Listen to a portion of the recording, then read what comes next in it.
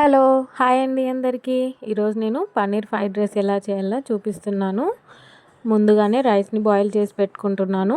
ఇలా పన్నీర్ తీసుకొని క్యూబ్స్ లాగా కట్ చేసుకున్న తర్వాత ప్యాన్ హీట్ చేసేసుకొని ఆయిల్ వేసుకున్న తర్వాత పన్నీర్‌ని యాడ్ చేసి గోల్డెన్ బ్రౌన్ వచ్చేంత వరకు వేపుకోవాలి.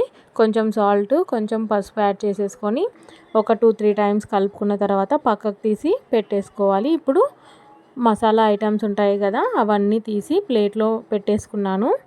ఈ ఐటమ్స్ అన్నీ పక్కకు పెట్టేసుకున్న తర్వాత ప్యాన్ హీట్ చేసేసుకొని కొంచెం ఆయిల్ వేసుకున్న తర్వాత మసాలాలు మొత్తం యాడ్ చేసేసుకోవాలి. పన్నీర్ని కూడా యాడ్ చేసుకుని ఒక స్పూన్ అల్లం వెల్లుల్లి పేస్ట్ యాడ్ చేసుకున్న తర్వాత పచ్చివాసన పోయే వరకు కలుపుకొని రైస్ యాడ్ చేసేసుకోవాలి.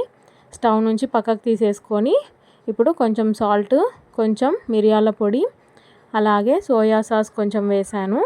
ఇప్పుడు అంతా కలుపుకున్న తర్వాత కొత్తిమీర అలాగే కరివేపాకు యాడ్ చేసేసుకొని అంతా కలుపుకొని ఒక 2-3 మినిట్స్ స్టవ్ మీద మగ్గనివ్వాలి. అంతే పన్నీర్ ఫ్రైడ్ రైస్ రెడీ అయినట్టే. రైతాతో కానీ ఇలా ఆనియన్స్ పెట్టుకొని తింటే చాలా బాగుంటుంది. సబ్స్క్రైబ్.